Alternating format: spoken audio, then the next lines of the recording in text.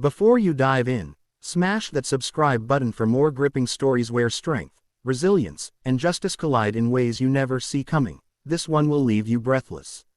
Amara Johnson had lived in quiet solitude for almost a decade, tending to her late father's farm in the heart of Georgia, where golden fields stretched into the horizon and the silence of rural nights was broken only by crickets and the occasional howl of coyotes. And to the townsfolk she was just another widow, a hard-working black woman who sold eggs at the market, milked her cows before sunrise, and minded her business with a quiet dignity that left little room for gossip. But what no one knew, what she never spoke of, was the life she had once lived in deserts half a world away, where her eye behind a scope and her finger on a trigger had ridden nightmares into the hearts of insurgents, because Amara was not just a veteran, she had been one of the Marine Corps' deadliest snipers, a ghost whose name was whispered with awe in units that had seen her bring down enemies from over a mile away, though she carried that past like a locked chest buried deep inside her, determined never to unearth it, until one sweltering summer evening when trouble came pounding across her land in the form of a ruthless gang who thought her farm was easy prey, and everything changed.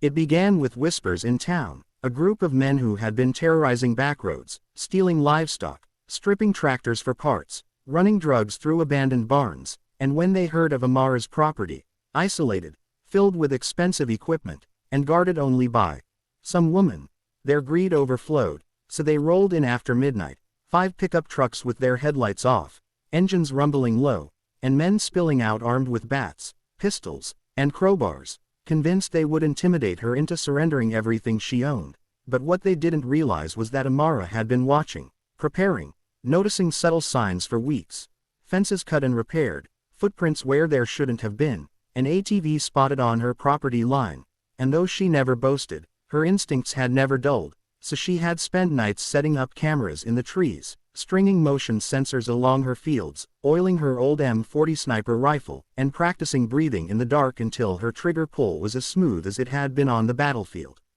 When the gang reached the barn, ready to smash the lock and steal her tractor, the first man froze as a red dot appeared on his chest, his heart pounding before he could shout, and then, crack! A single suppressed shot shattered his pistol, leaving his hand bleeding but intact, and in that instant chaos rippled through the group as panic replaced bravado, because suddenly they realized the darkness was alive, watching them, hunting them, and no one knew where the shots were coming from.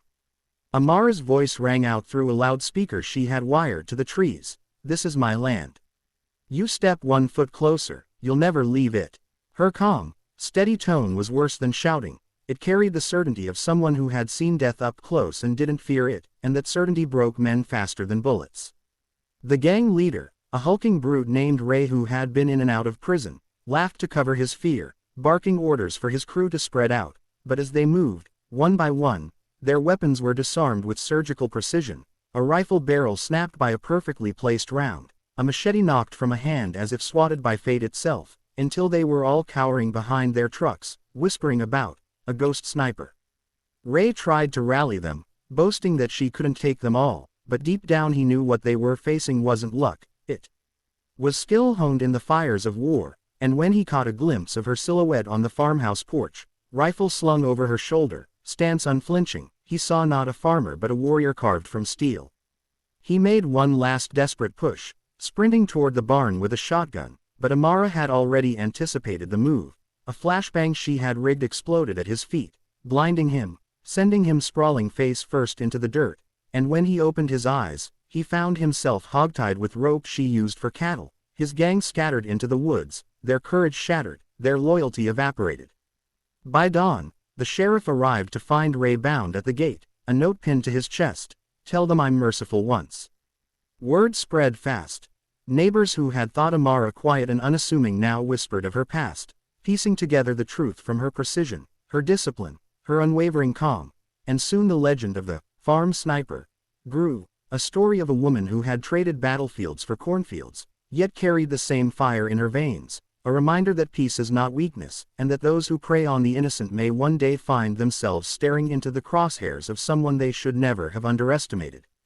But the story didn't end there, because weeks later, whispers reached Amara that Ray's older brother, a cartel-connected thug, had sworn revenge, promising to burn her farm to ashes, and as she stood on her porch one evening, The sun sinking into the horizon, rifle in hand, she sighed softly, knowing peace would never be given to her. She would always have to fight for it, and fight she would, for her land, her memories, and the legacy of a Marine sniper who refused to bow to fear, because she wasn't just guarding a farm, she was guarding the last piece of herself, and she was ready for anyone foolish enough to test her again.